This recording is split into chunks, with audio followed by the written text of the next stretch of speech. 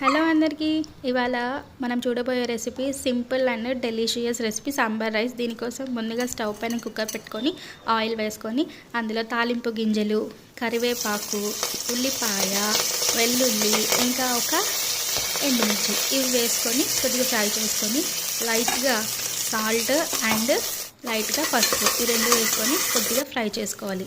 ఇవి కొంచెం ఫ్రై అయిన తర్వాత ముందుగానే తరిగి పెట్టుకున్న టొమాటో ఉంటుంది కదా, టొమాటో వేసేసుకొని టొమాటో కూడా కొంచెం బాగా మగ్గే వరకు ఫ్రై చేసుకోవాలి.